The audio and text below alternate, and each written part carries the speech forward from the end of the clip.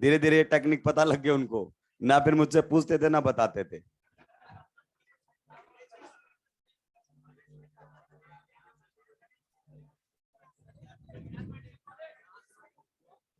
देखिए ऑनलाइन वालों, इसमें मेरी कोई गलती नहीं है, लॉगिन नहीं हो रहा था, अब जाके लॉगिन हुआ है।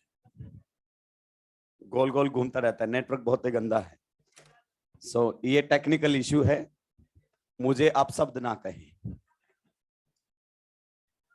चलिए कहां तक बातें हो गई थी लास्ट क्लास में?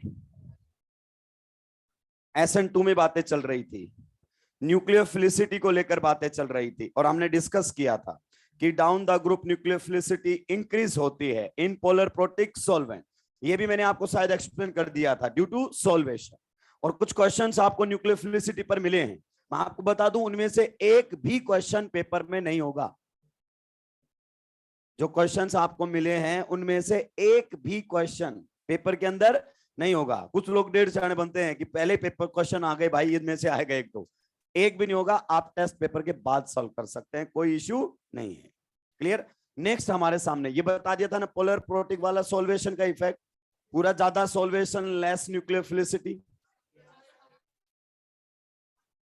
आखिरी क्लास तक। चलिए नेक्स्ट हमारे सामने point number D, point number D, point number D, nucleophilicity is also affected by steric hindrance. Nuclear also affected by steric hindrance. Nucleophilicity में आखिरी पॉइंट है, nucleophilicity is also affected by steric hindrance. Nucleophilicity also affected by steric hindrance. से भी nucleophilicity पर क्या पड़ता है भाई? फर्क पड़ता है। हमने स्टार्टिंग वहीं से की थी कि देखो एक अच्छा बेस, अच्छा न्यूक्लियोफाइल निकले, इसकी कोई गारंटी नहीं है। जैसे कि टर्सरी ब्यूटॉक्साइड अच्छा बेस होते हुए भी अच्छा न्यूक्लियोफाइल नहीं बन पाया था। क्लियर? चलिए तो इसमें पहला एग्जांपल वही आता। अब देखो आप चाहो तो मुझसे लड़ाई कर सकते हो। हाँ, nucleophilicity is also affected by steric hindrance. जैसे ये हमारे सामने क्वेश्चन आ जाए तो आप बोलोगे सर आपने जो सेकंड पॉइंट लिखवा रखा है कि डोनर एटम इज सेम और belongs to the same period, तो अच्छा बेस ही क्या कहलाता है? अच्छा न्यूक्लियोफाइल। तो यहां पर आप देख लीजिए इनमें डोनर एटम क्या है? सेम है कि नहीं है? लेकिन आपको भी साफ समझ में आ रहा है यहां पर स्टेरिक हिंड्रेंस का रोल है। ये तो बहुत ही घटिया न्यूक्लियोफाइल है कि नहीं है?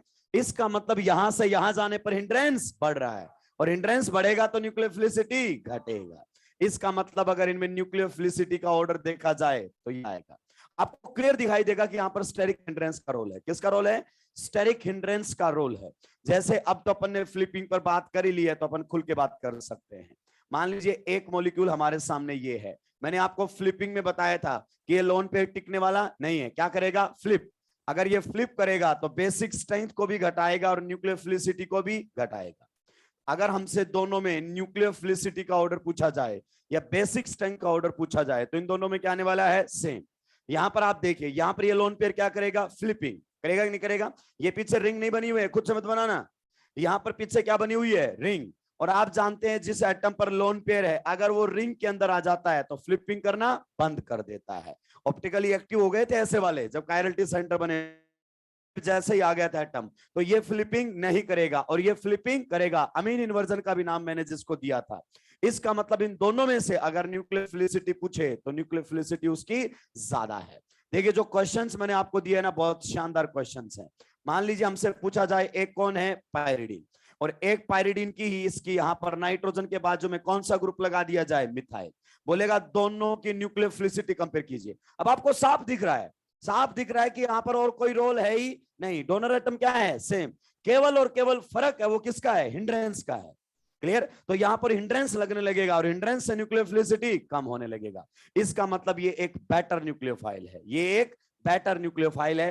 ज्यादातर चांसेस इस क्वेश्चन के पूछे जाने के हैं कि स्टेरिक हिंड्रेंस के बढ़ने से न्यूक्लियोफिलिसिटी क्या हो जाती है? कम हो जाती है। स्टेरिक हिंड्रेंस के बढ़ने से न्यूक्लियोफिलिसिटी कम हो जाती है। हिंड्रेंस वाला क्वेश्चन आपको एकदम क्लियर दिखाई देगा। छापिए, आगे बढ़ते हैं। जैसे जैसे स्टेरिक हिंड्रेंस बढ़ेगी न्यूक्लियोफिलिसिटी वैसे वैसे क्या होने लगेगी? कम। क्योंकि न्यूक्लियोफाइल को कहां पर अटैक करना पड़ता है? एंटी बॉन्डिंग में। अगर किसी की भी न्यूक्लियोफिलिसिटी कंपेयर करनी है किसके साथ रिएक्शन करवाओ? एल्काइल हैलाइड के साथ SN2 करवा लो। SN2 का रेट फास्ट, न्यूक्लियोफिलिसिटी ज्यादा, SN2 का rate slow, nucleophilicity come, that's all. आज हम SN1 पर भी बात करेंगे और ढेर सारी बातें करेंगे। SN1 में क्या होता है बताइए, क्या होता है? कार्बोकेटाइन, 2 स्टेप होता है, हाँ 3 नहीं हो सकते। यूनिमोलिकुलर होता है सर, पोलर प्रोटिक होता है सर,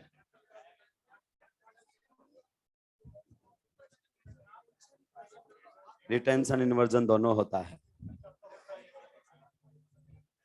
रेशमाइजेशन भी होता है। चलो बहुत बढ़िया है, अच्छी अच्छी बातें आपको याद हैं, हेल्प करेंगे आपको। प्रोडक्ट बनता है, ये सबसे अच्छा बोला है। क्या बनता है? प्रोडक्ट। SN1 में प्रोडक्ट बनता है, बाकी में तो बनता ही नहीं है। सुलटा दिया है क्या? तो ये स्टेरिक वाला रोल है। देखो एक और होता है लेकिन उस पॉइंट की कोई जरूरत नहीं है। जैसे ये हमारे सामने है अमोनिया, और अमोनिया के बाजू वाले एटम पर क्या आ जाए? Lone pair. इसको H को हटाकर कोई ऐसा लगा दिया है जिसके बाजू में क्या है? Lone pair. तो ये न्यूक्लियोफिलिसिटी को बढ़ा देता है। जैसे यहां पर इसके एडजेसेंट एटम पर कोई लोन पेयर नहीं है, ये डोनर एटम हमारे सामने नाइट्रोजन है, ये भी डोनर है, और इसके बाजू वाले पर क्या आ गया है? Lone pair. तो लोन पेयर आने से इसे अल्फा इफेक्ट बोलते हैं, हालांकि नीट यहां तक कभी नहीं पहुंचेगा। इससे इसकी न्यूक्लियोफिलिसिटी क्या हो जाती है? बढ़ जाती है। यानी कि डोनर एटम के बाजू वाले एटम पर, डोनर एटम पर अगर लोन पेयर होता है तो न्यूक्लियोफिलिसिटी क्या हो जाती है? बढ़ जाती है। न्यूक्लियोफिलिसिटी क्या हो जाती है? बढ़ जाती है। इसको मैंने जो क्वेश्चंस दिए उनमें से एक ऐसा क्वेश्चन है, इसलिए मैंने आपको बता दिया है दोनों में से किसकी ज्यादा रहेगी? इसकी। लेकिन नीट इस पर बात नहीं। नेक्स्ट फैक्टर बताइए, नेक्स्ट कौन सा फैक्टर था? लिविंग ग्रुप एबिलिटी था क्या? एक बढ़िया क्वेश्चन करते हैं, न्यूक्लियोफिलिसिटी को दूसरे तरीके से पूछेगा। देखिए ये रिएक्शन करवाई गई है OH माइनस के साथ ETOH के अंदर। जब ऐसे लिखता है तो ये सॉल्वेंट लिखा हुआ है, क्या लिखा हुआ है? सॉल्वेंट। फिर इसी प्रकार से हमारे सामने रिएक्शन करवाई गई है in the presence of SH minus, solvent फिर से ETOH है। बोलेगा इस रिएक्शन का रेट है R1 और इस रिएक्शन का रेट है R2। R1 R2 कंपेयर कर दीजिए, R1 R2 कंपेयर कर दीजिए। R2 is greater than R1, सही है कि नहीं है? क्यों? देखो ये तो बिल्कुल सेम है। अब जो अच्छा न्यूक्लियोफाइल होगा वही फास्ट रिएक्शन करेगा, और OH माइनस और SH माइनस में से पोलर प्रोटिक सॉल्वेंट में SH माइनस बेटर न्यूक्लियोफाइल है।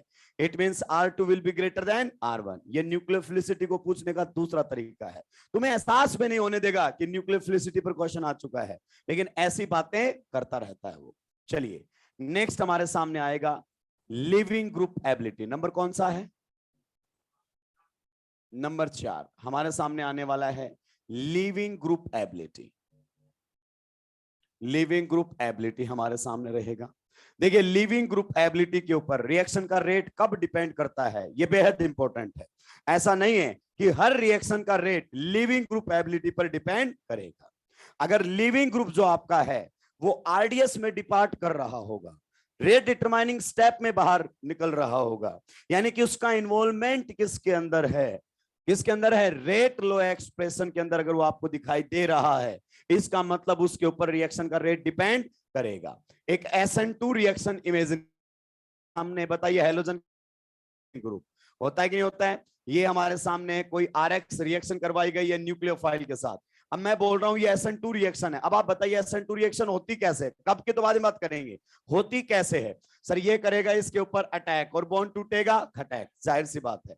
अगर ऐसा हुआ तो क्या इसे ही हम SN2 बोलते हैं? यस। और क्या यही RDS है? जी हाँ। तो आप जानते हैं क्या आपका लिविंग ग्रुप RDS के अंदर बाहर निकल रहा है? यस। अगर लिविंग ग्रुप RDS के अंदर बाहर निकल रहा है तो रिएक्शन के रेट को अफेक्ट करेगा। अगर ये अच्छा लिविंग ग्रुप हुआ तो रिएक्शन फास्ट जाएगी, और ये घटिया लिविंग ग्रुप हुआ तो रिएक्शन स्लो हो जाएगी। क्या आप इस बात को एग्री करते हैं? क्या हमेशा लिविंग ग्रुप एबिलिटी पर रिएक्शन का रेट डिपेंड करेगा? नहीं, हमेशा डिपेंड नहीं करेगा। कब करेगा? जब वो RDS में बाहर निकल रहा होगा। आगे बात समझ में? तो ये छापेंगे फिर आगे लिखेंगे। एक एक चीज विद एक्सप्लेनेशन लिखनी है, क्योंकि जब आप रिवाइज करेंगे तो फिर आपके पास टाइम भी नहीं होगा कि आप डाउट काउंटर पर आगे पूछ सके। आखिरी बहुत ही इंपॉर्टेंट टाइम हमारा चल रहा होगा, और उस टाइम पर कंफ्यूजन आने का मतलब होता है घबराहट होना। मैं क्यों नहीं मिलूंगा? मैं धरती से गायब हो जाऊंगा क्या? गोवा जाऊंगा।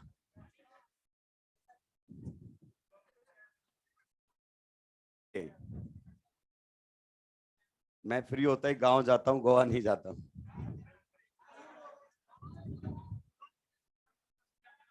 अबे तू मेरा फ्यूचर प्लानिंग मत जान, तो इसको छाप जल्दी से।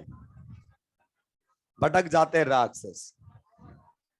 लिखिए, in SN2, in SN2 living group departs in RDS. In SN2 living group departs in RDS. In SN2 living group departs in RDS. Hence rate of reaction, hence rate of reaction, reason भी दे रहा हूं, hence rate of reaction depends upon living group ability. Hence rate of reaction depends upon living group ability. कल statement आ जाए, statement number 1, rate of SN2 reaction depends upon leaving group ability. बिल्कुल सही है। Statement 2 क्या रहेगा उसका correct explanation, क्योंकि वो किस में निकल रहा है, RDS में। अगर RDS में नहीं निकलता तो इसका कोई लेना देना नहीं होता। क्लियर। चलिए नेक्स्ट, अगर अपन कंपैरिजन करना चाहें, क्या कंपैरिजन करना चाहें, SN2 रिएक्शन का रेट, मान लीजिए यहां पर है Cl, यहां पर अगर अपन बात करना चाहें कौन है, Br, यहां पर अगर अपन बात करना चाहें कौन है, I। बोलेगा रिएक्टिविटी बता दीजिए SN2 में। अब देखो इनके अंदर सब क्या है, प्राइमरी प्राइमरी प्राइमरी, हिंड्रेंस सब बराबर है। फर्क इतना सा है, यहां लिविंग ग्रुप कौन है, क्लोरीन, यहां पर कौन है, ब्रोमीन, और यहां पर कौन है, आयोडीन। तो आप जानते हैं बेटर लिविंग ग्रुप रिएक्शन, तो इससे ज्यादा रिएक्टिव कौन मिलेगा, ये। रिएक्टिव कौन मिलेगा, ये। तो ये बोल सकते हैं SN2 रिएक्टिविटी है। यस, ये SN2 रिएक्टिविटी का क्या है, SN2 रिएक्टिविटी ऑर्डर। इस प्रकार से कई बार हमसे क्वेश्चन, जितना बेटर लिविंग ग्रुप होगा SN2 रिएक्शन उतना ही क्या होगा, फास्ट, क्योंकि लिविंग ग्रुप आपका RDS के अंदर क्या करता है, बाहर निकल जाता है। चलिए नेक्स्ट और लास्ट फैक्टर हमारे सामने बचता है टेम्परेचर, फैक्टर नंबर 5। फर्जी सा है, बस थोड़ा सा ध्यान रखना है, लेकिन कई बार पूछ लेता है कि किन किन फैक्टर्स पर डिपेंड करता है। यहां से थ्योरेटिकल क्वेश्चन बहुत शानदार बनते हैं। कैसे क्वेश्चंस, थ्योरेटिकल, पता भी नहीं लगता है बच्चे को, सुलटा दिया है। लिखिए, substitution reactions are normally exothermic, substitution reactions are normally exothermic, substitution reactions are normally exothermic. इसमें आपको कोई रटने की जरूरत नहीं है। ये देखिए CH3, यहां पर हमारे सामने है Br, रिएक्शन करवाई गई है OH माइनस के साथ। तो बताइए प्रोडक्ट क्या बनेगा, CH3OH, बाहर कौन निकल जाएगा, Br माइनस। निकलेगा कि नहीं निकलेगा, 100%। अब बताइए अगर ये रिएक्शन होना है तो रिएक्शन का डेल्टा G को क्या होना पड़ेगा, negative, and delta G is equal to delta H minus T delta. नहीं है, देखो डेल्टा S में कोई चेंज आया सिग्निफिकेंट, नो। अगर अपन बात करना चाहें तो डेल्टा 0 हम मान सकते हैं यहां पर। इसका मतलब आप क्या कहना चाहते हैं, delta G is equal to delta H। आ गया कि नहीं आ गया। इसका मतलब अगर डेल्टा H नेगेटिव तो delta G negative, reaction spontaneous, और डेल्टा H पॉजिटिव तो delta G positive, reaction non spontaneous. तो यहां से क्लियर होगा कि नहीं हो गया, ये रिएक्शन कैसे होते हैं, एक्सोथर्मिक। कैसे होते हैं, एक्सोथर्मिक। अगर आपने केमिस्ट्री पढ़ा है तो आप जानते हैं एक्सोथर्मिक रिएक्शंस को हाई की लो टेम्परेचर पर, दैट्स ऑल। लिखिए, normally substitution reactions are exothermic in, normally, हम उसी में आगे कंटिन्यू करवा रहा हूं, normally SN2 reactions are exothermic in nature, hence carried out at low temperature, hence carried out at low temperature। किस पर करवाना है रिएक्शन को, लो टेम्परेचर पर। तो कल फैक्टर आ जाए, क्या टेम्परेचर SN2 रिएक्शन के रेट को अफेक्ट करता है, यस, टेम्परेचर लगभग रिएक्शन के रेट को अफेक्ट करता है, आप जानते हैं। 10 डिग्री बढ़ाने से रिएक्शन के रेट पर क्या फर्क पड़ता है, आप जानते हैं। क्लियर। चलिए, तो ये था सारा मामला SN2 का। अभी तक हमने केवल ये पढ़ा है कि SN2 होता कैसे है, किन किन फैक्टर्स पर डिपेंड करता है। क्वेश्चन एक और बचा है कि SN2 होता कब है, वो हम अलग आसान होने की जरूरत नहीं है। इंपॉर्टेंट मैकेनिज्म की तरफ बढ़ेंगे जो कि है SN1। देखिए बहुत शानदार मैकेनिज्म है, अगर आपने इसको ठीक से पहले समझा दिया मुझे इसकी फुल फॉर्म में ही, तो ये मैकेनिज्म आपको समझ में आ जाएगा। SN1 मैकेनिज्म, बताइए इसके बारे में फुल इंफॉर्मेशन दीजिए भाई लोगों को। 1 का मतलब क्या है, यूनिमोलिक्यूलर, बिल्कुल बोला है यूनिमोलिकुलर, एन का मतलब न्यूक्लियोफिलिक। अब देखना आपका ध्यान एक बहुत इंपॉर्टेंट पॉइंट की तरफ मैं खींचूंगा, मतलब क्या रहेगा, सब्स्टिट्यूशन रहेगा कि नहीं रहेगा, यस, ये हमारे सामने है। अगर किसी को लग रहा है ऐसा क्वेश्चन आएगा what is the full form of SN1, तो दिमाग से पैदल है। एंथुज वालों को ऐसा लग सकता है कि मैंने फुल फॉर्म जान लिया, पता नहीं क्या जान लिया, वो बात भी नहीं करता है इसके ऊपर। आप बताइए मोलिकुलरिटी क्या होती है, what is the molecularity of A reaction है। पहले बताओ मोलिकुलरिटी किसके लिए डिफाइंड होती है, एलिमेंट्री रिएक्शंस के लिए। कॉम्प्लेक्स रिएक्शन में भी अगर आप थोड़ा सा बात करो तो आरडीएस से बात करते हो, हालांकि उसमें कोई बात करनी नहीं चाहिए। मोलिकुलरिटी एलिमेंट्री रिएक्शंस के लिए डिफाइंड होती है, ओके। और हम इसको डिफाइन कैसे करते हैं कि कितने क्या करते हैं, कोलाइड करते हैं, बिल्कुल सही बात है कि नहीं। या आप ये बोलते हैं number of molecules participating in a chemical reaction, बिल्कुल सही है। अब आपने इस रिएक्शन को बोला है यूनिमोलिकुलर, क्या बोला है, यूनिमोलिकुलर आपने रिएक्शन को बोला है। आप बताइए किसी रिएक्शन की मोलिकुलरिटी यूनिमोलिकुलर कैसा हो सकता है, एक मॉलिक्यूल कैसे टकरा सकता है किसी के साथ, टकराएंगे तो कम से कम दो तो होने चाहिए, average. Wow, that's great explanation. आप खुद सोचिए, इसको छोड़कर यूनिमोलिकुलर रिएक्शन के एग्जांपल दीजिए मुझे। काइनेटिक्स पढ़ चुके हैं, बिल्कुल सही, एक एग्जांपल आ चुका है। मैं पूछ रहा हूं केमिकल काइनेटिक्स पढ़ चुके हो, एग्जांपल्स दीजिए यूनिमोलिकुलर रिएक्शन के। डीकंपोजिशन, यस, क्योंकि डीकंपोजिशन होने के लिए उसको किसी से टकराने की जरूरत, या डीकंपोजिशन को मैं बोल सकता हूं डिसोसिएशन, कि एक मॉलिक्यूल दो में टूट जाए तो उसमें किसी के साथ टकराने की कोई जरूरत नहीं है। या फिर रिएक्शन क्या हो, intramolecular, with in the molecule collision कर सकता है। ये हमारे पास रिएक्शंस के क्या हैं, एग्जांपल हैं।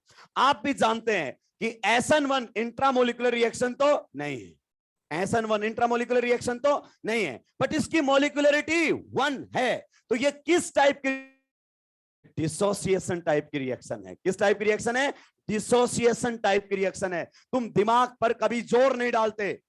अगर तुमसे पूछ one reaction depends on stability of carbocation, stability of carbocation से भी पहले ईज ऑफ डिसोसिएशन आता है कि कौन कितनी जल्दी डिसोसिएट होगा, और ये कई बार केटायन आपको सही तरीके से नहीं बताएगा। आज आपको ये सारी बातें पता चलने वाली हैं। यानी कि अगर हम SN1 रिएक्शन को डिस्कस करना चाहें, ध्यान से सुनना, अपने पास बोर्ड थोड़ा सा क्या है, छोटा है, क्या मैं इसको हटा दूं, ये सबने लिख लिया है, चलिए ध्यान से सुनते रहेंगे, कोई कुछ नहीं छापेगा। SN1 को मैं विद स्टीरियो केमिस्ट्री यहां पर डिस्कस कर रहा हूं।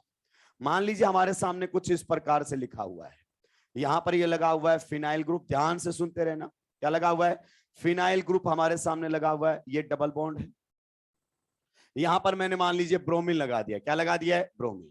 वेज के ऊपर अगर अपन बात करना चाहें तो कौन लगा दिया है मैंने, CD3, ये डी है भाई, CD3, और डैश करना चाहें तो क्या लगा दिया है, CS3। You got the point. चलिए, ये हमारा लिविंग ग्रुप है। ग्रुप क्या हमेशा हेलोजन ही होगा, नहीं, इसकी कोई दिक्कत नहीं, कोई भी हो सकता है, तो लिविंग ग्रुप है। आप जानते हैं यहां पर पार्शियल कैसा चार्ज रहेगा, नेगेटिव, और यहां पर कैसा चार्ज रहेगा, पार्शियल पॉजिटिव। देखिए SN2 में क्या होता था, SN2 रिएक्शन के अंदर न्यूक्लियोफाइल खुद लिविंग ग्रुप को बाहर निकालता था, एंटी बॉन्डिंग में अटैक करता था, बॉन्ड टूटता था, लिविंग ग्रुप निकल जाता था। लेकिन यहां पर लिविंग ग्रुप खुद निकलेगा, लिविंग ग्रुप खुद निकलेगा। आपने खुद बोला है रिएक्शन यूनिमोलिकुलर है। यूनिमोलिकुलर का मतलब ये एक डिसोसिएशन रिएक्शन है।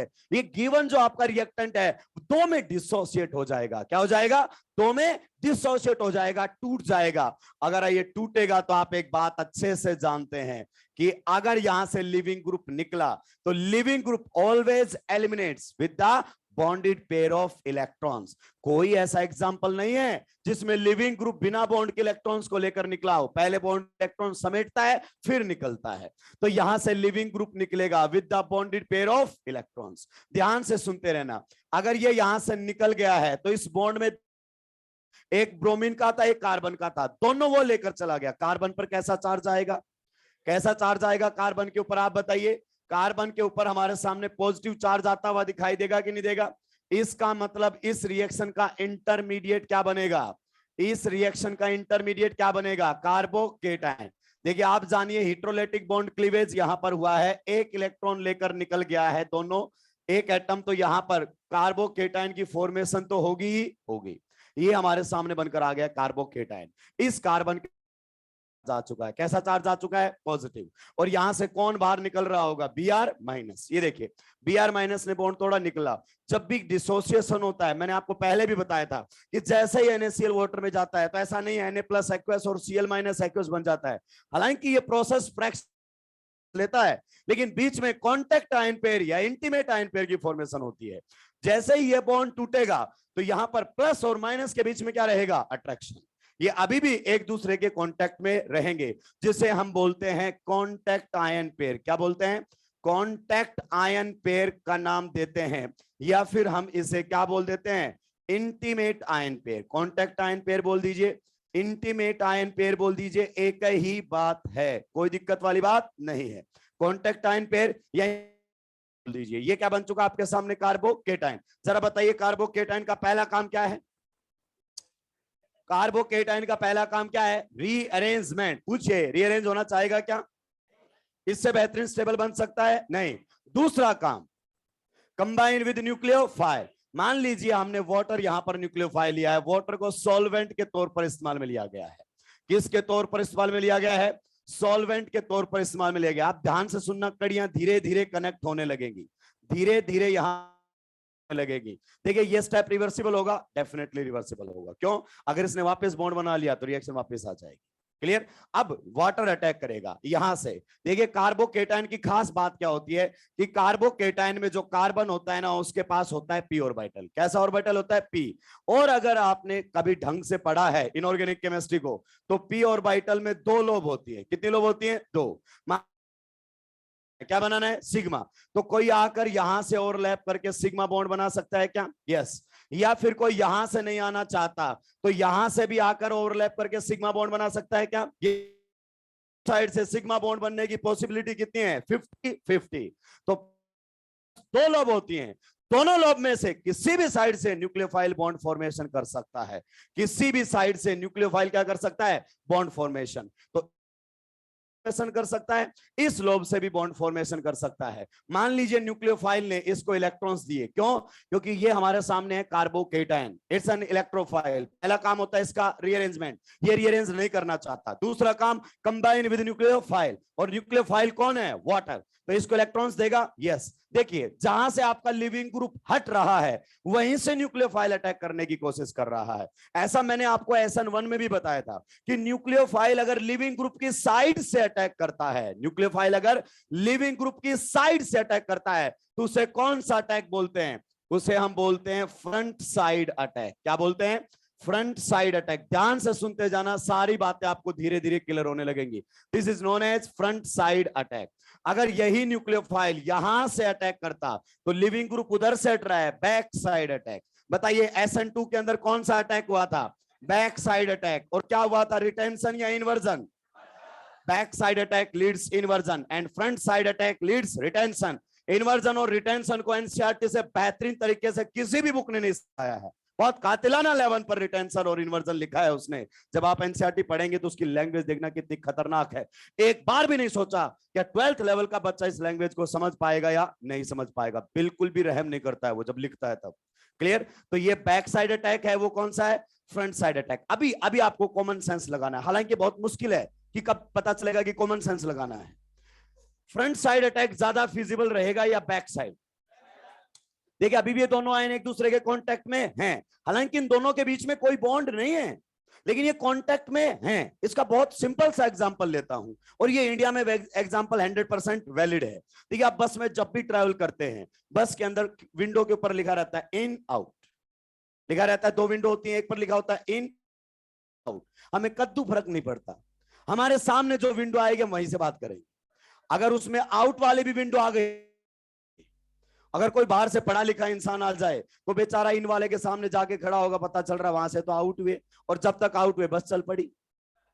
तो बताइए अगर हम आउट वाली विंडो से इन होने की कोशिश करेंगे तो चलेगा। अगर अंदर समझदार लोग हैं तो वो वहां से उतर रहे होंगे और हम कोशिश करेंगे, हिंड्रेंस मिलेगा, वहां से चढ़ना थोड़ा सा क्या रहेगा, मुश्किल रहेगा। तो यही हो रहा है, यहां से हट रहा है और न्यूक्लियोफाइल ने अटैक है, तो कुछ ना कुछ पार्ट यहां से ब्लॉक करके चले लीविंग ग्रुप, लेकिन बैक साइड से कोई हिंड्रेंस ही नहीं है। It means front side attack कम होगा और बैक साइड अटैक ज्यादा होगा। और मैं आपको बता रहा हूं, back side attack leads inversion, back side के अटैक से क्या होगा, इन्वर्जन। और फ्रंट साइड अटैक से क्या होने वाला है, रिटेंशन।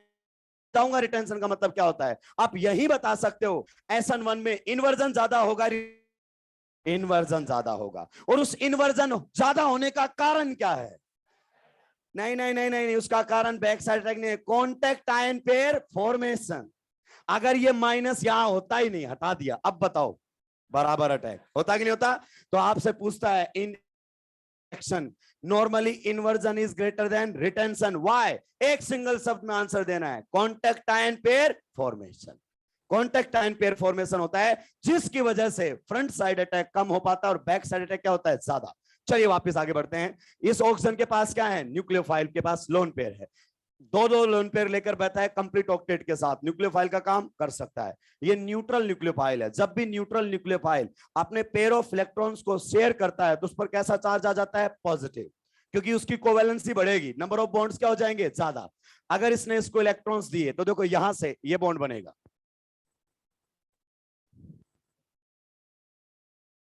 अब आवाज आई क्या,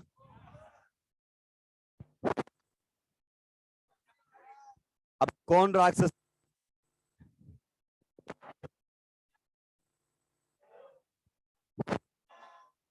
इतना छाप लो।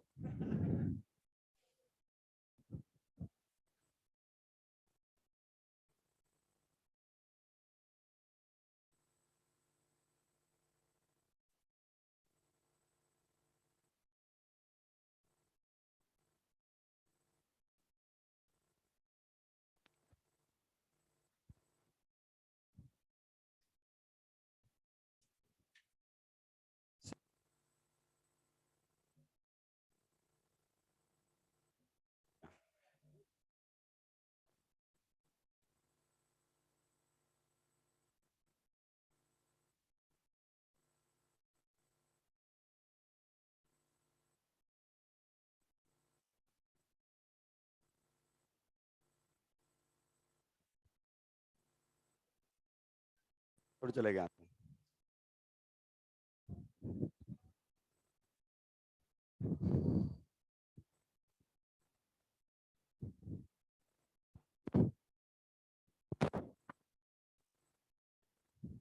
आवाज आई क्या।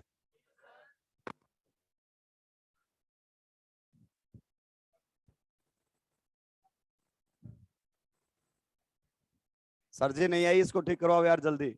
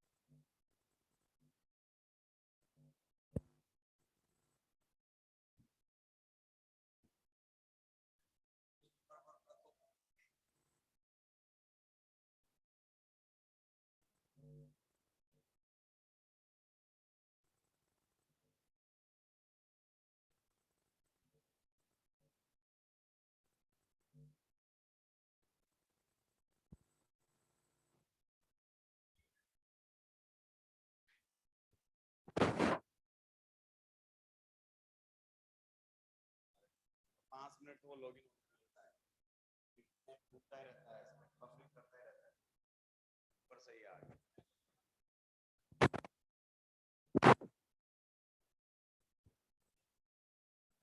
आई क्या आवाज,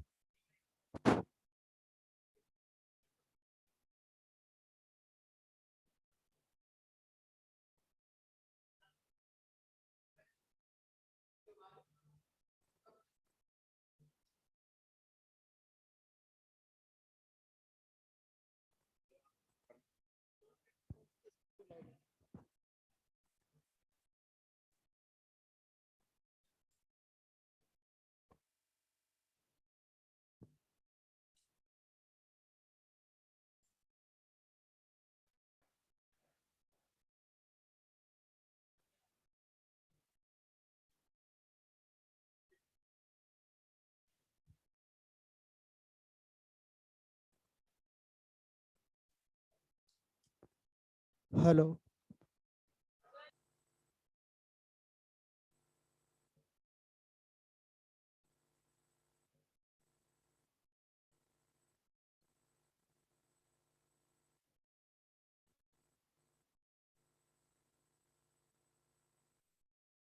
चलिए ध्यान से सुनेंगे। देखिए आएगी आवाज। देखिए ये आवाज सुनने के लिए तो आपने पैसे दिए हैं। ध्यान से सुनना। अब अपना न्यूक्लियोफाइल है न्यूट्रल। अपन यहां से बहुत सारी चीजें सीखते हुए आगे बढ़ेंगे। अपना न्यूक्लियोफाइल कैसा है? न्यूट्रल। अपने लोन पेयर से अटैक करेगा। जब भी कोई अपने लोन पेयर से अटैक करता है उस पर कैसा चार्ज आ जाएगा? पॉजिटिव। क्योंकि ऑक्सीजन के बॉन्ड कितने बन जाएंगे? 3। क्लियर? तो यहां पॉजिटिव चार्ज आ चुका है। यहां पर कौन है? CD3। कौन है? CD3। डैश के ऊपर कौन है? CH3 है कि नहीं है? इसी प्रकार से अगर ये भी अटैक करेगा तो देखिए इधर से अटैक करेगा तो बॉन्ड यही बनेगा, और अगर यहां से अटैक किया तो बॉन्ड कहां बनेगा? यहां पर। नीचे की साइड से अगर बैक साइड से इसने अटैक किया तो बॉन्ड हमारे सामने कुछ इस प्रकार से बनकर आएगा। यहां पर आएगा OH2+। यहां पर कौन सा ग्रुप रहेगा? Phenyl group. यहां पर हमारे सामने रहने वाला है फिनाइल ग्रुप। यहां पर बताइए वैज के ऊपर कौन रहेगा? CD3। और डैश के ऊपर कौन रहेगा? CH3 रहेगा कि नहीं रहेगा? अब दिमाग से पैदल लोग कुछ बोलेंगे कि सर यहां CD3 आगे की तरफ था। अबे वैज के पीछे होता है डैश। वैज के पीछे होता है डैश। ऐसे लिखने से कोई फर्क पड़ने वाला नहीं है। पहले बताया था स्टीरियो में डे 1 पर ही। क्लियर? ये हमारे सामने आ गया। अब इस पर कैसा चार्ज है? पॉजिटिव। अब क्या करेगा? वाटर का कोई दूसरा मॉलिक्यूल आएगा और इस H+ को यहां से हटा लेगा, यानी कि डीप्रोटोनेशन स्टेप होने वाला है। ऑक्सीजन पर पॉजिटिव चार्ज आप जानते हैं H+ को यहां से लूज करेगा, ज्यादा देर तक पॉजिटिव चार्ज रखेगा नहीं। तो वाटर का दूसरा मॉलिक्यूल आकर यहां से क्या चुरा लेगा? H+। वाटर का यहां पर भी दूसरा मॉलिक्यूल आएगा और क्या चुरा लेगा? H+। ध्यान से सुनते रहना मेरी बात को। यहां से आकर H+ को चुरा लेगा, यानी कि फाइनली हमें कौन लगा हुआ मिलेगा? OH। अब हम इन स्टेप्स को हम हमेशा खाएंगे। अगर वाटर अटैक करेगा तो न्यूक्लियोफिलिक पार्ट सीधा क्या जोड़ेंगे? OH। हमें पता है पहले पॉजिटिव आएगा फिर वो H+ हट जाएगा, न्यूट्रल हो जाएगा। क्लियर? हम सीधा ही क्या जोड़ेंगे? OH। जब भी कोई लोन पेयर से अटैक करेगा हम सीधा वहां पर किसको जोड़ देंगे? H+ को हटाकर बचा हुआ पार्ट जो है वो जोड़ देंगे। ये रहेगा CH3CD3। इधर से अगर अपन बात करना चाहें तो ये हमारे सामने कुछ इस प्रकार से बनकर आएगा। ध्यान से सुनते रहना, ध्यान से, तबीयत से। एक एक चीज आप लोगों को यहां पर समझ में आने वाली है। यहां पर कौन रहेगा? CD3। यहां पर कौन रहने वाला हमारे सामने? CH3। क्लियर? ये SN1 रिएक्शन का प्रोडक्ट हमारे सामने बन गया है। एनसीईआरटी ने लिखा है SN1 reaction is just 2 step reaction, क्योंकि उसने जो न्यूक्लियोफाइल लिया है ना वो OH- लिया है। क्या लिया है? OH-। और हमने जो न्यूक्लियोफाइल लिया वो कौन लिया है? H2O। तो यहां पर स्टेप क्या हो गए हैं? बढ़ गए। स्टेप क्या हुए हैं? बढ़ गए हैं। तो ऐसा नहीं है कि SN2 हमेशा ही 2 स्टेप रिएक्शन होगी, बिल्कुल भी नहीं है। It depends on your nucleophile. If your nucleophile is neutral तो 2 स्टेप में कंप्लीट हो ही नहीं सकती। It's a 2 stage reaction. 2 stage में कंप्लीट होती है reaction. Stage number 1 formation of carbocation, stage number 2 combination with nucleophile. 2 stage में कंप्लीट होती है। 2 स्टेप बोलना हमेशा इसके लिए सही नहीं होगा। हम तो इसको मल्टी स्टेप बोलेंगे। क्या बोलेंगे? Multi step. बिल्कुल सेफ साइड होकर चलेंगे। क्लियर? अब सुनो ध्यान से। ये रिएक्शन हो गई है? जी हाँ, रिएक्शन हमारे सामने हो चुकी है। अब मल्टी स्टेप रिएक्शन है तो सबसे पहले कोई ना कोई स्टेप इस रिएक्शन का स्लो स्टेप रहेगा। मतलब हमें इसका आरडीएस फाइंड आउट करना है। क्या फाइंड आउट करना है? आरडीएस। आ जाइए यहां पर। देखिए यहां पर अगर अपन बात करें केवल बॉन्ड फॉर्मेशन हुआ है कि नहीं हुआ है? बॉन्ड फॉर्मेशन हमेशा फास्ट होता है क्योंकि बॉन्ड बनने में एनर्जी रिलीज होती है।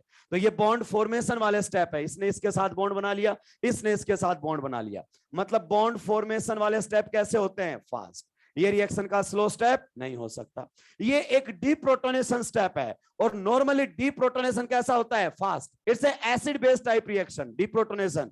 ये किसकी तरह करेगा? एसिड की तरह। और ये किसकी तरह काम करेगा?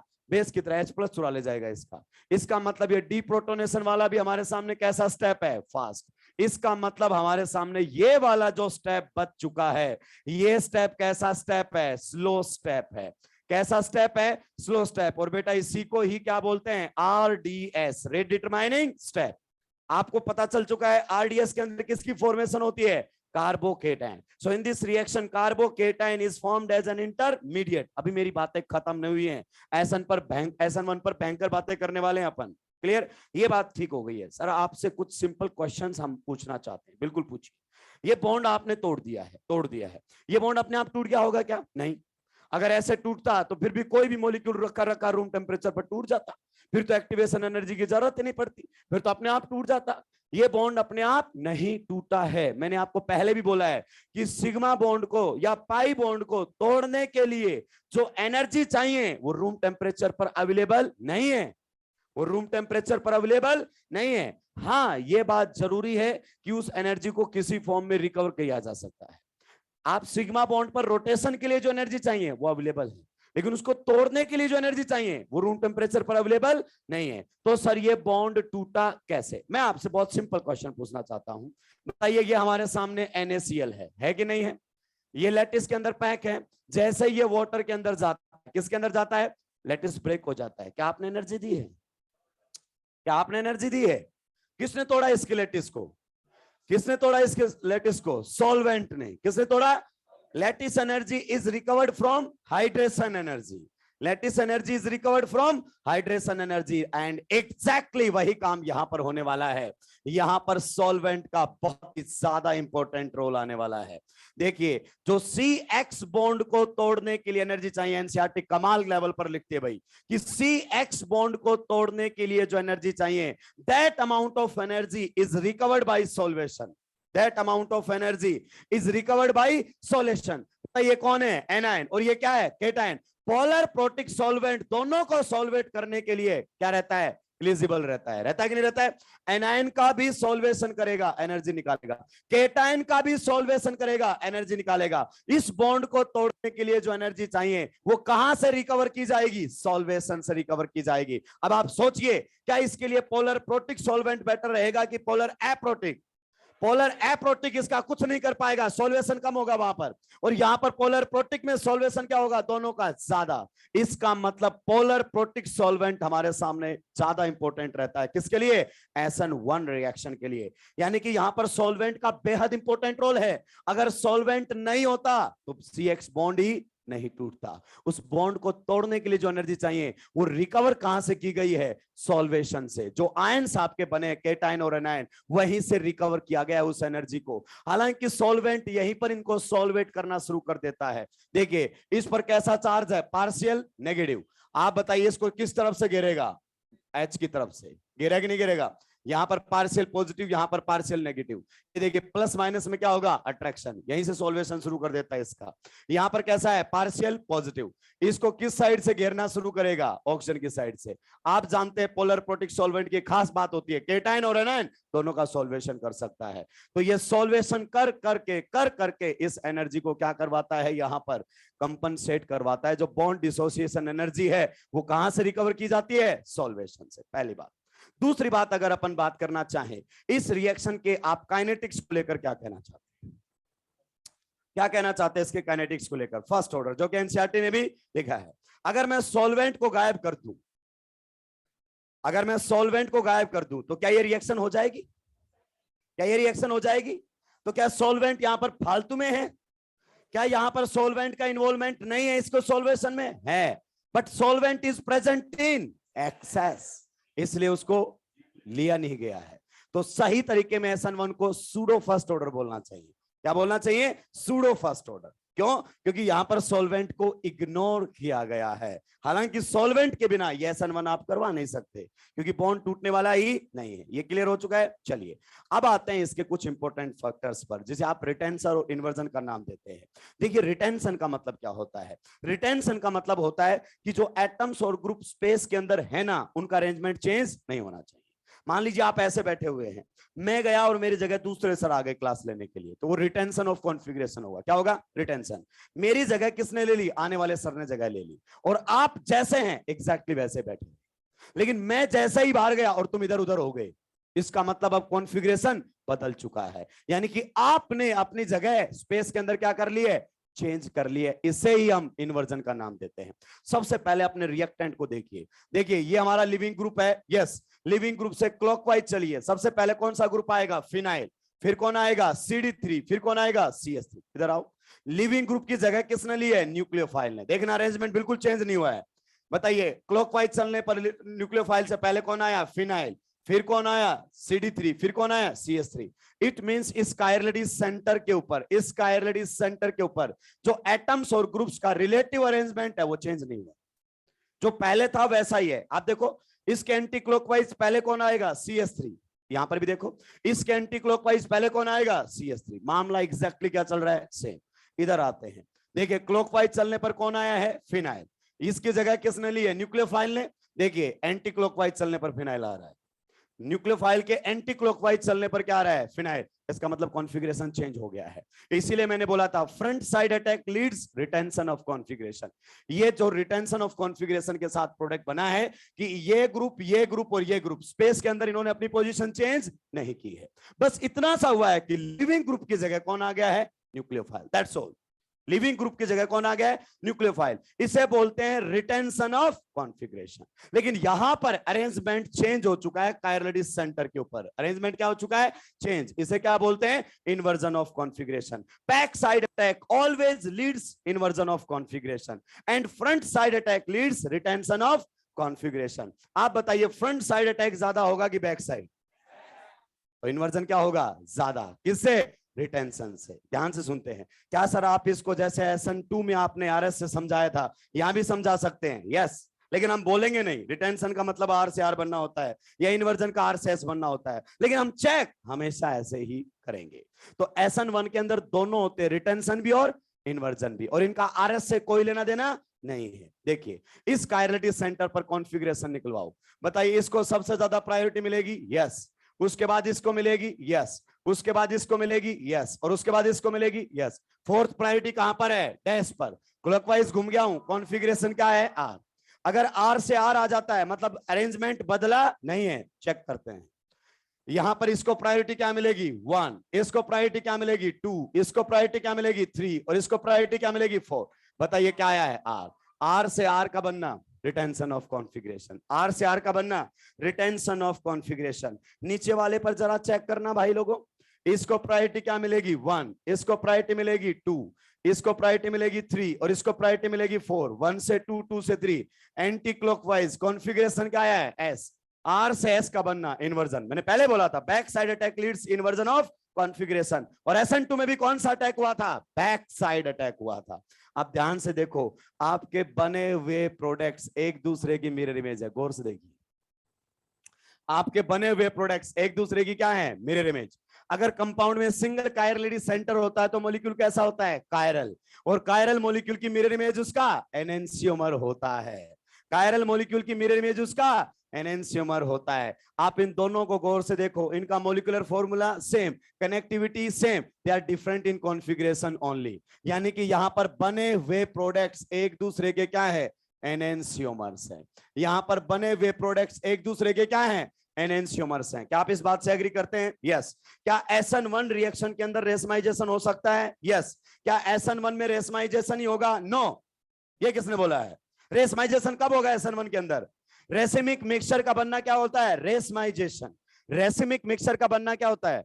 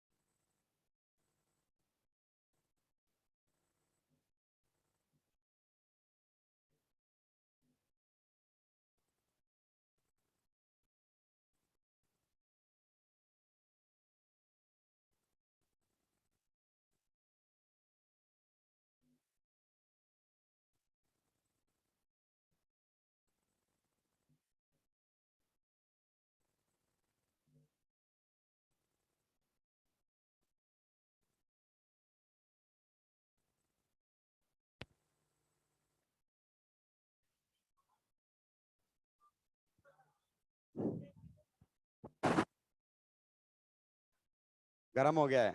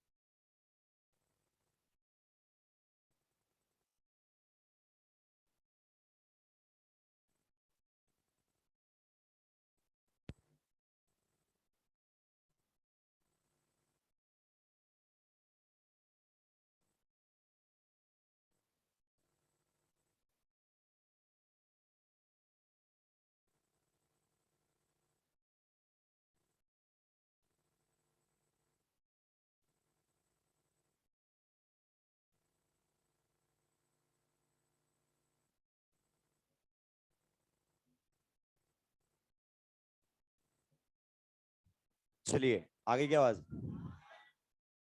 मशीन खराब हो जाती है। बेटा मेरी मशीन बहुत सही है। चलिए अब ध्यान से सुनना। अब मैं ज्यादा जोर से बोलूंगा, हो सकता है इस बार खराब ही हो जाए। देखिए, अपन अपने दिमाग में एक बात चलती है, बचपन से एक बात दिमाग में फीड की गई है कि SN1 रेसमाइजेशन। SN1 में हमेशा रेसमाइजेशन नहीं होता है। रेसमाइजेशन का मतलब क्या होता है? अगर किसी रिएक्शन में, ध्यान से सुनना, अगर किसी रिएक्शन में बने हुए प्रोडक्ट्स एक दूसरे के एनेंशियोमर है, तो वहां क्या बनेगा? Racemic mixture. क्या बनेगा? Racemic mixture. और इसी को ही हम क्या बोलते हैं? Racemisation. Formation of racemic mixture को क्या बोलते हैं? रेसमाइजेशन। अब क्या इस बात की आप गारंटी लेते हो कि SN1 में हर बार बने हुए प्रोडक्ट्स एक दूसरे के एनेंशियोमर होंगे? बिल्कुल भी नहीं लेते। तो क्या SN1 में हमेशा रेसमाइजेशन होगा? नहीं। ऐसा क्वेश्चन कई दफा पूछ चुका है और अपने मॉड्यूल में भी दिया हुआ, AIPMT में आया हुआ। हर बच्चा बाहर आके पूछेगा, सर इसमें पूछा है किस में रेसमाइजेशन होगा? सर SN1 में तो रेसमाइजेशन होता है ना। अबे दिमाग से पैदल, किसने बोला है कि हर SN1 में रेसमाइजेशन होगा? केवल उसी में होगा जिसमें बने हुए प्रोडक्ट एक दूसरे के क्या होंगे? एनेंशियोमर्स। तो जब क्वेश्चन आता है in which SN1 reaction racemization will take place, तो बने हुए प्रोडक्ट एक दूसरे के क्या होने चाहिए? एनेंशियोमर। यानी कि एक सिंगल कायरलिटी सेंटर के साथ आगे बढ़ना पड़ेगा उसको, तभी जाकर रेसमाइजेशन होगा, अदरवाइज रेसमाइजेशन नहीं होगा। क्लियर? अब अगर हमसे पूछे दोनों के अंदर किसकी अमाउंट ज्यादा बनेगी, नो डाउट एस वाले की अमाउंट क्या बनेगी? ज्यादा। तो रेसमाइजेशन भी कैसा होगा? पार्शियल। अगर ये 50-50 बनते तो perfect racemization. Solution will be optically inactive due to external compensation. लेकिन यहां पर क्या आएगा? Optically active. दूसरा क्वेश्चन बनाता है, ध्यान से सुनते रहना। एक्सटेंट ऑफ रेसमाइजेशन पूछता है। क्या पूछता है? Extent of racemisation. जितना ज्यादा रेसिमिक मिक्सचर बनेगा, एक्सटेंट ऑफ रेसमाइजेशन उतना ही ज्यादा। ध्यान से सुनना। मान लीजिए ऊपर वाला प्रोडक्ट बन जाए कितना? 45% और नीचे वाला बने 55%। पॉसिबिलिटी बता रहा हूं, एक पॉसिबिलिटी। दूसरा, ऊपर वाला हमारे सामने बने 40 और नीचे वाला कितना बने? 60। अब आपसे पूछा जाए कि किसमें एक्सटेंट ऑफ रेसमाइजेशन ज्यादा है? जिनमें दोनों प्रोडक्ट्स जितने क्लोज बनते हैं उसमें एक्सटेंट ऑफ रेसमाइजेशन ज्यादा, इसमें एक्सटेंट ऑफ रेसमाइजेशन कम। अब दूसरा क्वेश्चन आपके सामने दाबेगा कि बताइए कि पार्शियल रेसमाइजेशन का कारण क्या है? Contact ion pair formation. अगर ये Br यहां से हट जाए तो फिर दोनों प्रोडक्ट क्या बनेंगे? बराबर। दूसरी बात बोलेगा किसमें रेसमाइजेशन ज्यादा होगा, तू ये कैसे पहचानेगा? एक्सटेंट ऑफ रेसमाइजेशन एक ही बात पर डिपेंड करता है कि कॉन्टेक्ट आयन पेयर बना है ना, ये जितनी जल्दी टूट जाएगा, जितनी जल्दी ये दोनों आयंस क्या हो जाएंगे? दूर। मान लीजिए तुरंत जैसे ही बॉन्ड टूटा और Br- यहां से निकल लिया खटक से, तो फिर अटैक दोनों साइड से क्या होने लगेगा? बराबर होने लगेगा कि नहीं होने लगेगा? इसका मतलब ये दोनों आयंस कितनी जल्दी एक दूसरे से दूर होते हैं, इस पर डिपेंड करता है एक्सटेंट ऑफ रेसमाइजेशन। और ये दूर कब होंगे? जब ये दोनों क्या होंगे? स्टेबल। आप अच्छे जानते हो, अगर केटाइन अनस्टेबल हुआ या फिर एनायन स्टेबल अनस्टेबल हुआ तो एक दूसरे के साथ चिपके रहेंगे। क्यों? क्योंकि इलेक्ट्रोस्टैटिक फोर्स ऑफ अट्रैक्शन है। कोई भी दूर कब होते हैं? जब दोनों क्या होंगे? स्टेबल। यानी कि कार्बोकेटाइन जितना ज्यादा स्टेबल बनेगा, रेसमाइजेशन उतना ज्यादा होने के चांसेस हैं। या एनायन जितना ज्यादा स्टेबल बनेगा, रेसमाइजेशन होने के उतने ज्यादा चांसेस हैं। अब मैं एनायन की स्टेबिलिटी को किस में लिख सकता हूं? लिविंग ग्रुप एबिलिटी की फॉर्म में लिख सकता हूं, नहीं लिख सकता हूं? जितना ज्यादा बढ़िया लिविंग ग्रुप होगा, लिविंग ग्रुप कौन बढ़िया होता है, जिसका एनायन जितना ज्यादा स्टेबल। तो पहली बात तो जितना केटायन स्टेबल रेशमाइजेशन उतना ज्यादा, उस सिचुएशन में लिविंग ग्रुप सेम कर देगा। लिविंग ग्रुप क्या कर देगा, सेम। फिर लिविंग ग्रुप क्या करेगा, बदलेगा, और केटायन क्या कर देगा, सेम। तो जितना बढ़िया लिविंग ग्रुप रेशमाइजेशन उतना ज्यादा। अगर यहाँ Br की बजाय I होता ना तो रेशमाइजेशन ज्यादा होता। क्यों, क्योंकि Br से ज्यादा स्टेबल होता है I माइनस, यहां से जल्दी निकलने की कोशिश करता है कि नहीं है। तो एक्सटेंट ऑफ रेशमाइजेशन दो चीजों पर डिपेंड करता है, number 1 stability of carbocation, number 2 stability of anion यानी कि लिविंग ग्रुप एबिलिटी। क्या हर SN1 रिएक्शन में रेशमाइजेशन होगा, नहीं। अगर रेशमाइजेशन होगा तो नॉर्मली कैसा होता है, पार्शियल। कैसा होता है, पार्शियल। कब SN1 में रेशमाइजेशन होता है, जब बने हुए प्रोडक्ट एक दूसरे के क्या हो, एनेंशियोमर। और हम गारंटी नहीं लेते, गलती से ये CD3 अगर क्या हो जाता CH3 तो ये लोग नहीं होमोमर बन के आते कि नहीं बनकर आते, कहां से होता है racemization. You got the point. चलिए अब अपन लिखेंगे इसके कैरेक्टरिस्टिक्स। लिखिए characteristics of SN1 reaction. Characteristics of SN1 reaction जैसे मैं लिखता हूं एग्जैक्टली वैसे ही लिखा करो आप लोग। क्या है कि उसमें जिसमें भी अपने को डाउट है ना वो समझ में आएगा तुरंत। सबसे पहले कैरेक्टरिस्टिक्स में लिखेंगे काइनेटिक्स। क्या लिखने वाले हैं, काइनेटिक्स। यानी कि आपका कोई क्वेश्चन काइनेटिक्स से वन में तो यही पढ़ोगे, साफ पता चल जाए। अपन अगर पॉइंट्स लिखते हैं तो पता चलता है कि कौन से वाले में काइनेटिक्स लिखा हुआ है। तो काइनेटिक्स के बारे में, काइनेटिक्स बात करता है केवल और केवल रेट। इसके सामने ऐसे यू बनाकर लिखना है। बताइए रेट लो एक्सप्रेशन क्या है इसका।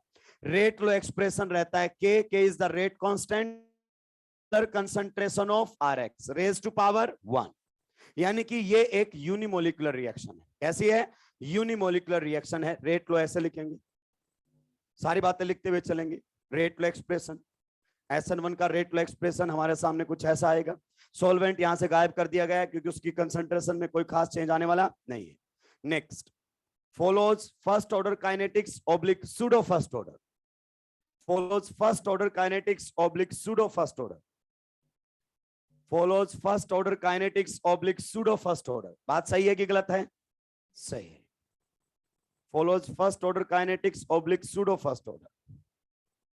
नेक्स्ट बताइए रिएक्शन कितने स्टेप में कंप्लीट होती है, 2 किसने बोला भाई, 3 तो अपने में जा रही है। ठीक है, multi step reaction. Multi step reaction कैसी रिएक्शन है, मल्टी स्टेप। न्यूक्लियोफाइल अगर नेगेटिवली चार्ज्ड होता तो 2 में कंप्लीट हो जाती। ये डीप्रोटोनेशन वाला स्टेप नहीं लिखना पड़ता। तो एनसीईआरटी ने जो समझाया है ना उसमें एक्वस NaOH लिया है, OH माइनस से अटैक करवाया है। नेक्स्ट लिखिए, बताइए रेट लो एक्सप्रेशन में कहीं न्यूक्लियोफाइल का जिक्र है क्या, गौर से देखिए। तो न्यूक्लियोफाइल का कोई रोल लिखिए।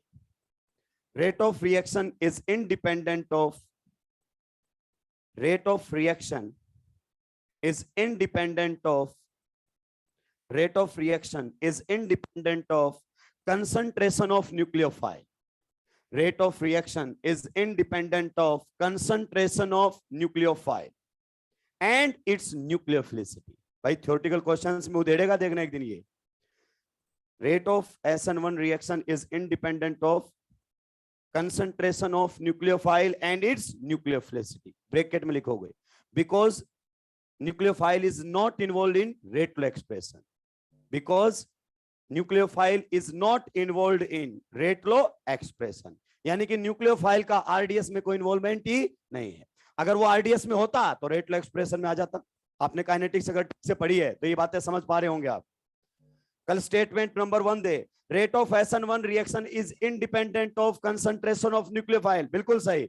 स्टेटमेंट सेकंड क्या होगी, या तो बोलेगा नॉट इन्वॉल्वड इन RDS, बिल्कुल सही है, या बोलेगा not involved in rate low expression, क्योंकि RDS में होता तो रेट लो एक्सप्रेशन में ऑटोमेटिक आ जाता वो। क्लियर। चलिए तो ये हमारे सामने किसको लेकर बातें हो गई हैं, काइनेटिक्स को लेकर। नेक्स्ट अगर अपन बात करना चाहें इंटरमीडिएट के बारे में, क्या ख्यालात है, क्या यहां पर इंटरमीडिएट बनेगा, यस। तो लिखिए carbocation is formed as an intermediate in this reaction।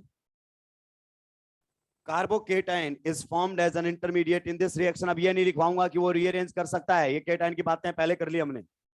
पूरी ऑर्गेनिक में जहां भी केटायन बनेगा पहला काम ही क्या होगा उसका, रीअरेंजमेंट। हर जगह नहीं लिखेंगे उसको।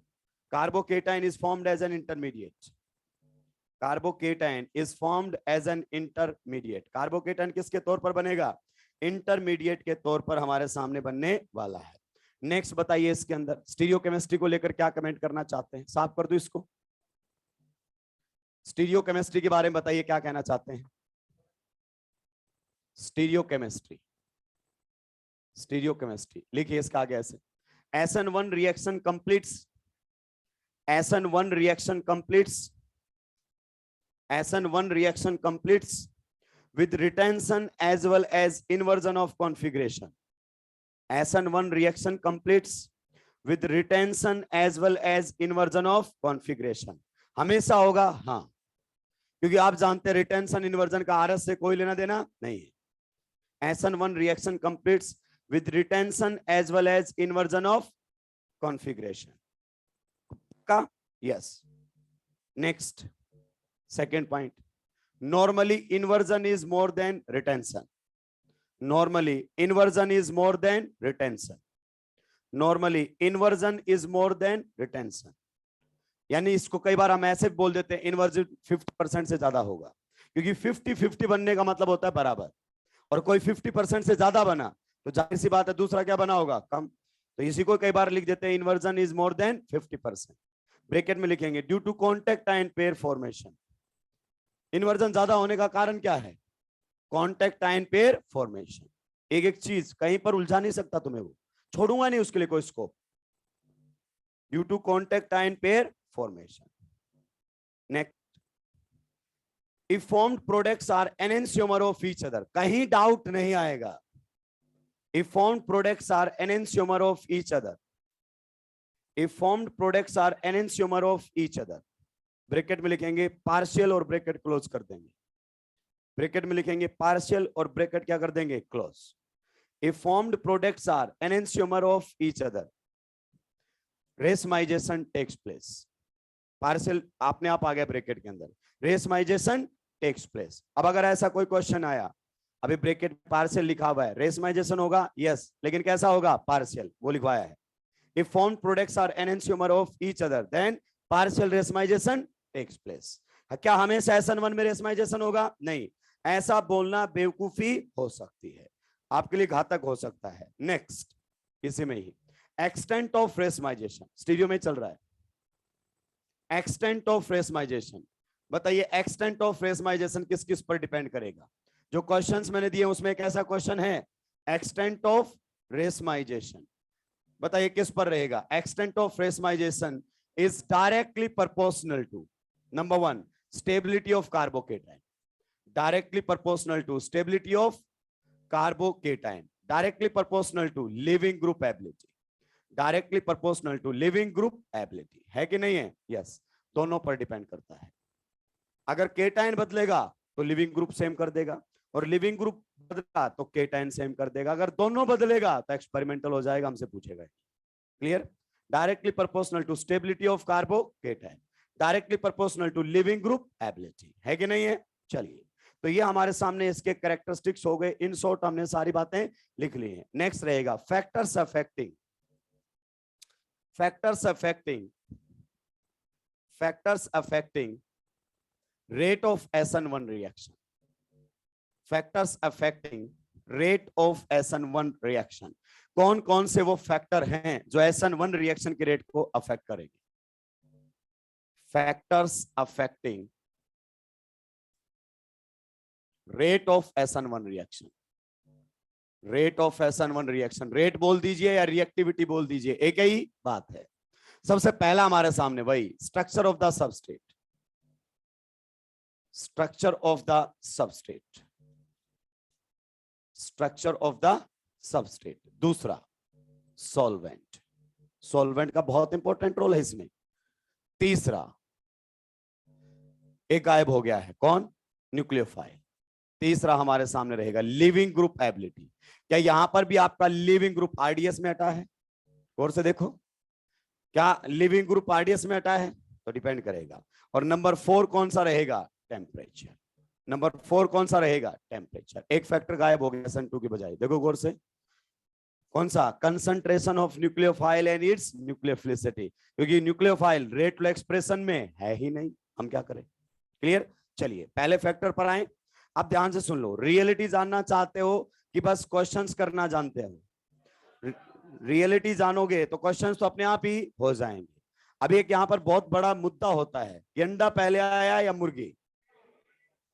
एक बहुत अच्छा आंसर दिया सुबह वालों ने कि सर पहले पोल्ट्री फॉर्म आया होगा, रखने की जगह तो पहले बनाएंगे ना, तभी तो मुर्गी अंडा लेकर आएंगे। चलिए, हाँ नहीं मैंने बस पूछा था, खत्म हो गया अभी क्वेश्चन। सबसे पहला फैक्टर लिखेंगे स्ट्रक्चर ऑफ सबस्ट्रेट। हाँ पहले रायता है सबसे पहले, क्योंकि बिना रायते के तुम्हारा दिमाग काम करता ही, और रायते में प्रसाद की मात्रा बढ़ाई गई। स्ट्रक्चर ऑफ, मैं तेरे को बताऊंगा, फ्रस्ट्रेटेड इंसान। स्ट्रक्चर ऑफ द सबस्ट्रेट हमारे सामने आएगा। Number 1 a point, number 1 a point, rate of SN1 reaction. शानदार, rate of SN1 reaction, rate of SN1 reaction बताइए किस पर डिपेंड करता है? Is directly proportional to ease of dissociation, ease of dissociation is directly proportional to ease of dissociation। तो आप खुद ही बोल रहे हैं कि SN1 reaction is a dissociation type reaction, तो कौन कितनी जल्दी डिसोसिएट होगा उसी पर ही तो डिपेंड करेगा।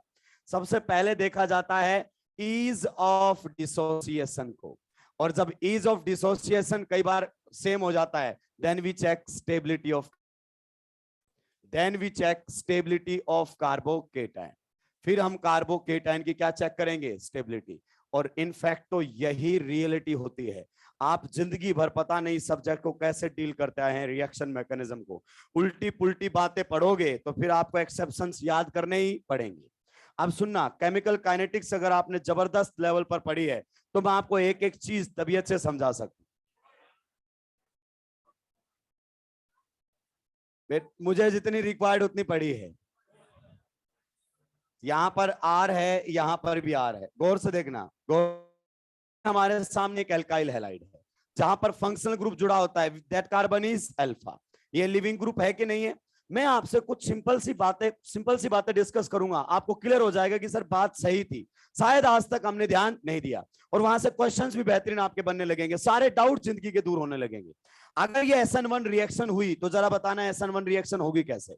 लिविंग ग्रुप यहां से पहले निकलेगा, और लिविंग ग्रुप खुद निकल रहा है वो तो अलग बात है, सॉल्वेशन होगा इसका नो डाउट। अगर लिविंग ग्रुप यहां से निकलेगा तो बॉन्ड के इलेक्ट्रॉन्स को लेकर निकलेगा, यस, यानी कि हमारे सामने रिएक्शन में क्या बनकर आएगी? ट्रांजिशन स्टेट बनेगी कि नहीं बनेगी?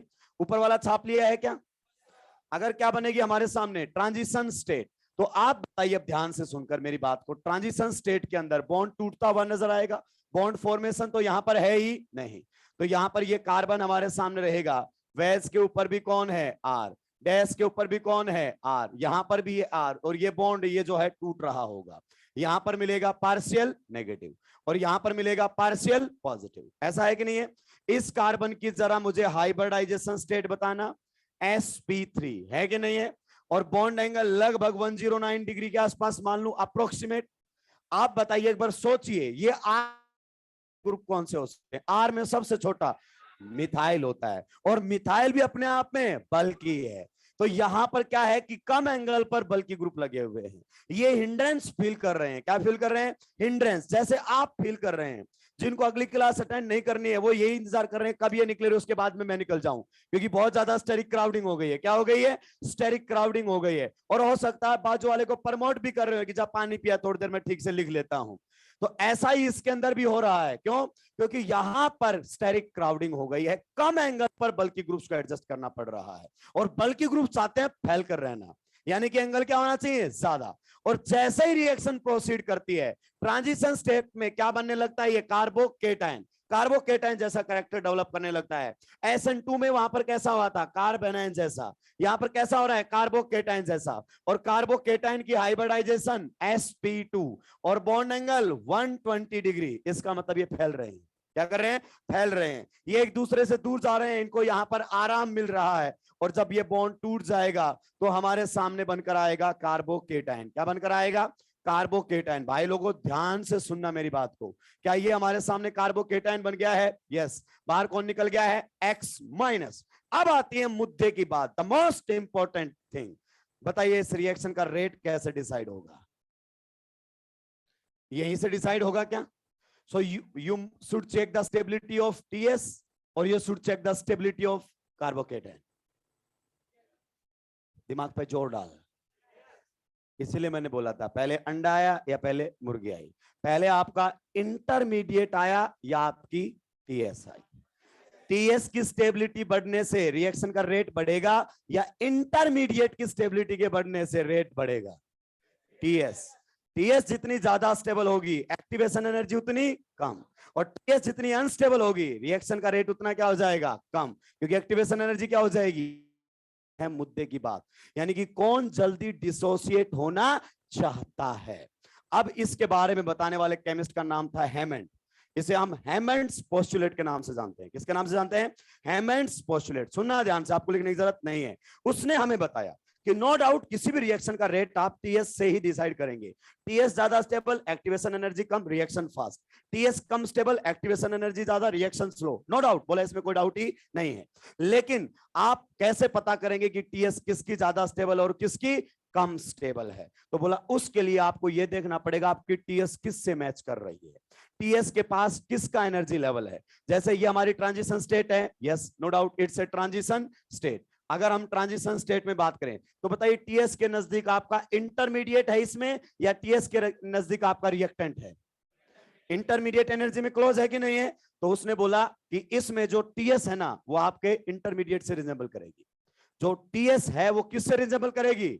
इंटरमीडिएट से। यानी कि अगर आपका इंटरमीडिएट स्टेबल बन रहा है तो आपकी TS भी स्टेबल बन रही होगी, और आपका इंटरमीडिएट अनस्टेबल बन रहा है तो फिर उसकी TS भी क्या बन रही होगी? अनस्टेबल हमारे सामने बन रही होगी। लेकिन ये 99% केसेस में काम कर जाता है, कई जगह पर ये काम नहीं करता है, कई जगह पर ये काम नहीं करता है। यानी कि हमें पहले ये देखना चाहिए कि कौन जल्दी डिसोसिएट होना चाहता है, क्योंकि केटाइन तो डिसोसिएट होने के बाद बनेगा। पहले तो ईज ऑफ डिसोसिएशन, और ईज ऑफ डिसोसिएशन एक बात बोलता है कि अल्फा पर जितनी ज्यादा ब्रांचिंग होगी ना उसके डिसोसिएट होने के चांसेस उतने ही ज्यादा होंगे। अगर मान लीजिए यहां पर ये मिथाइल मिथाइल की बजाय हम ये ग्रुप लगाते, ध्यान से सुनना, बहुत खतरनाक पॉइंट बता रहा हूं। एक मान लीजिए हमारे सामने ये है और एक हमारे सामने ये है। अगर आपसे पूछ लिया जाए, बहुत खतरनाक पॉइंट, हालांकि आपके लेवल से थोड़ा बाहर जाता हुआ, लेकिन करूं क्या, एनसीईआरटी ने बातें ही कुछ ऐसी छेड़ दी है, और वो भी आपके सोल्ड एग्जाम्पल के अंदर छेड़ दी है। N butyl bromide, iso butyl bromide, और जेईई मेंस 2019 में क्वेश्चन भी आ चुका है। बात कैसे छोड़ दूं? राक्षस ने कोई ऐसी बात है ही नहीं जो ना की हो। थ्योरी में नहीं करता है, क्वेश्चन में कर जाता है, करता सारी बातें हैं। इन दोनों में से अगर आपसे पूछा जाए कि SN1 किस में फास्ट होगा? फर्स्ट के अंदर होगा। क्यों? क्योंकि यहां अल्फा पर भयंकर ब्रांचिंग है कि नहीं है? बहुत ज्यादा इंट्रेंस है, ये चाहता है कि ग्रुप फैल जाएं। टर्सरी ब्यूटाइल ग्रुप है कि नहीं है? बताइए, भयंकर इंट्रेंस में बैठे हुए हैं, ये तो लात मारने के लिए तैयार है लिविंग ग्रुप को कि बाहर निकल, इसको sp2 होने दे। और अगर ये sp2 हो गया तो बॉन्ड एंगल कितना हो जाएगा? 120। हम थोड़ी देर रिलैक्स कर लेंगे। क्या कर लेंगे? रिलैक्स। लेकिन यहां पर ऐसा नहीं है। अब मैं आपको बताता हूं, कार्बोकेटाइन से अगर आप जाओगे तो आपकी फाइल सुलटी हुई नजर आएगी। एक कार्बोकेटाइन ये है और एक कार्बोकेटाइन आपके सामने ये है। नो डाउट पहले वाला कार्बोकेटाइन क्या है? ज्यादा स्टेबल। ये कार्बोकेटाइन नो डाउट ज्यादा स्टेबल है, लेकिन SN1 का रेट उसमें फास्ट आता है। यानी कि पहले rate of reaction depends upon ease of dissociation. क्यों? क्योंकि इसकी TS ज्यादा स्टेबल बनेगी। कैसे बनेगी? जब sp2 करेक्टर आने लगेंगे तो ग्रुप्स दूर जाने लगेंगे, हिंड्रेंस क्या होने लगेगी? कम। और यहां पर हिंड्रेंस इतनी ज्यादा नहीं है। Hindrance is a relative thing, hindrance is a relative thing. यानी कि अल्फा पर जितने बल्कि ग्रुप लगे होंगे वो SN1 को उतना ही क्या करेंगे? प्रमोट। 99% केसेस में ऐसा होता है कि जैसे जैसे अल्काइल ग्रुप बढ़ते ना, अल्फा H बढ़ने लग जाते हैं, तो केटाइन की स्टेबिलिटी भी बढ़ने लग जाती है। तो पहला एक्सेप्शन तो ये है जिसके बारे में बात कभी भी नहीं करेगा, आपसे कभी बात नहीं करेगा। दूसरा हमारे सामने ऐसा है, मान लीजिए एक हमारे सामने नॉर्मल ब्यूटाइल ब्रोमाइड, कैसा है? नॉर्मल ब्यूटाइल ब्रोमाइड, और एक हमारे सामने है आइसो ब्यूटाइल ब्रोमाइड। गौर से देखना, दोनों क्या है? प्राइमरी है। दोनों क्या है, प्राइमरी। देखेंगे आप अल्फा पर इंड्रेंस दोनों में क्या है, सेम, लेकिन यहां बीटा पर क्या है, ब्रांचिंग, और यहां पर बीटा पर ब्रांचिंग नहीं है। बनाओगे इसमें बनेगा कैसा, प्राइमरी कार्बोकेटाइन, इसमें भी कैसा बनेगा, प्राइमरी। यहां अल्फा एच ज्यादा, वहां अल्फा एच कम, केटाइन आपका ये ज्यादा स्टेबल बनता हुआ दिखेगा, लेकिन SN1 फास्ट वो ज्यादा देगा। क्यों, क्योंकि अगर अल्फा पर इंड्रेंस बराबर हो गया है तो फिर बीटा SN2 में इंड्रेंस रिएक्शन को घटा रहा था, SN1 में प्रमोट करता है, क्या करता है, प्रमोट, उल्टा। याद करो, बीटा पर ब्रांचिंग आने से SN2 का रेट कम, SN1 का बढ़ेगा। तो प्राइमरी प्राइमरी में कंपैरिजन करना हो, किसमें, प्राइमरी प्राइमरी के अंदर अगर आपको कंपैरिजन करना है तो उसका रेट क्या मिलेगा, ज्यादा। और ये समझाने के लिए ये सारी बात की है, ये समझाने के लिए the most important thing. NCERT ने इसको समझाया है थोड़ा सा आपको अलग तरीके से, लेकिन रियल एक्सप्लेनेशन मैंने आपके सामने रख दी है कि सबसे पहले रिएक्शन का रेट किस पर डिपेंड करता है, ईज ऑफ डिसोसिएशन। और अगर ब्रांचिंग बढ़ जाती है अल्फा पर या बीटा पर तो वो ईज ऑफ डिसोसिएशन को प्रमोट करता है। जितनी ज्यादा स्टेरिक क्राउडिंग होगी SN1 का रेट उतना बढ़ेगा, उतना रेट बढ़ेगा। अगर आप एक बेंच पर 5 की जगह 7 लोग बैठे ना तो पॉसिबिलिटी ज्यादा है कोई उठकर जाएगा, जाएगा कि नहीं जाएगा। तो सेम टू सेम कहानी यहां पर है, केटाइन बाद में बनता है, पहले कौन बनती है, टीएस। तो सर कोई ऐसा क्वेश्चन जो केटाइन की स्टेबिलिटी से एक्सप्लेन नहीं होगा, अपने लेवल पर केवल यही है। और ये एनसीईआरटी का सोल्ड एग्जांपल है, आप जानते भी है, जेईई मेंस 2019 में बात भी कर चुका है इसके ऊपर, बिल्कुल सही आंसर दिया था, कोई भी करेक्शन इसके अंदर नहीं है। पहली बात इंपॉर्टेंट। दूसरी बात ध्यान से सुनना, अगर कोई रिएक्शन इस प्रकार से चल रही है, ऐसे ऐसे ऐसे, क्लियर, तो बताइए इस रिएक्शन के अंदर आरडीएस कौन सा है, ये एक्टिवेशन एनर्जी वाला स्टेप आरडीएस है, यस। तो पहला जो केटाइन बनेगा इंटरमीडिएट, वो रिएक्शन का रेट डिसाइड कर रहा होगा। उसके बाद से वो रीअरेंज करके भगवान बन जाए, कोई फर्क नहीं पड़ता है। आप खुद देखिए, काइनेटिक्स बोल रही है दिस इज द आरडीएस। पहला केटाइन जो बनेगा डिसोसिएशन के जस्ट बाद जो केटाइन बनेगा वो रिएक्शन का रेट डिसाइड करेगा।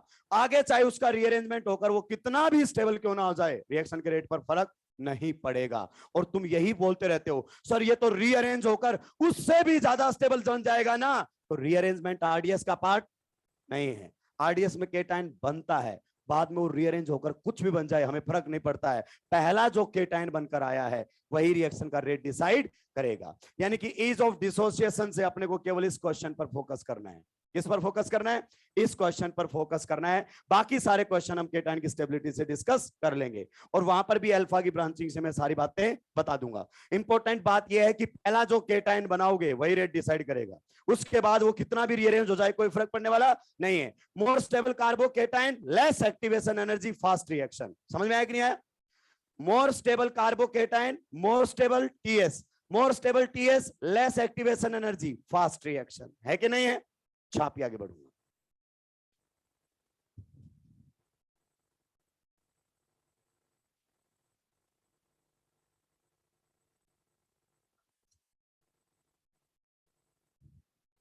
टाइम हो गया क्या?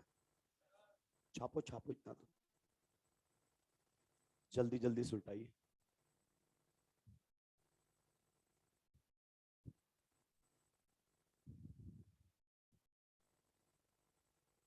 आपके सारे जो दुख दर्द है ना वो दूर होने चाहिए। एक एक बच्चे का जो डाउट है वो क्लियर कर रहा हूं। बहुत सारे बच्चों को डाउट रहता है कि सर रीअरेंज होने के बाद तो ये देखो इससे भी ज्यादा स्टेबल बन रहा है। मैटर नहीं करता है, दिस इज आरडीएस, उसके आगे कुछ भी हो कोई फर्क नहीं पड़ता हमें।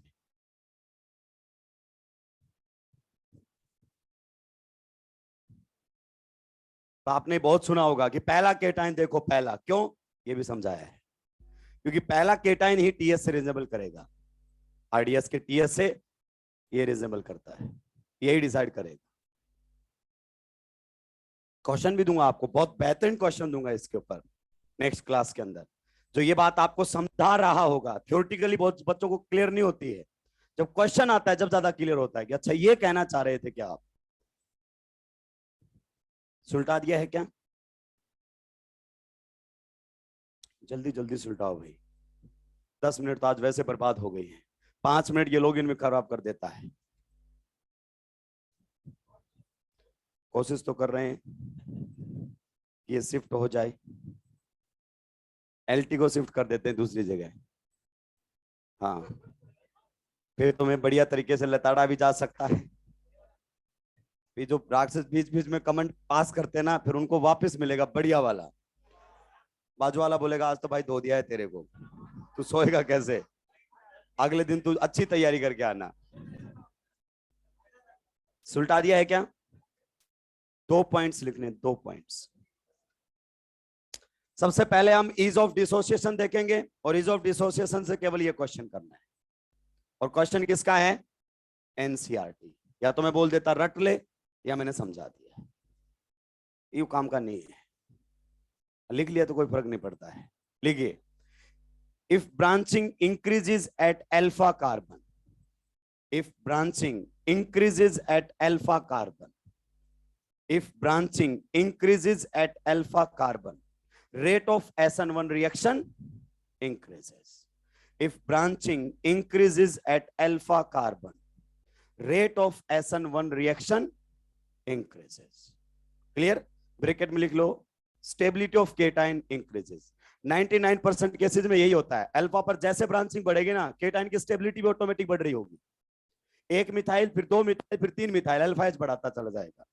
Next, if branching increases eight beta carbon, beta भी प्रमोट करेगा लेकिन इफेक्टिवनेस कम होगी बीटा की, क्योंकि अल्फा ज्यादा सेंसिटिव है। If branching increases eight beta carbon, rate of SN1 reaction also increases.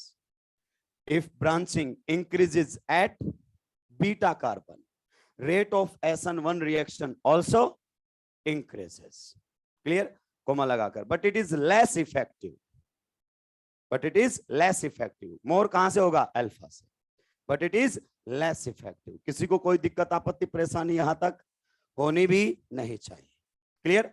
चलिए बाकी बात करेंगे अपन नेक्स्ट क्लास में।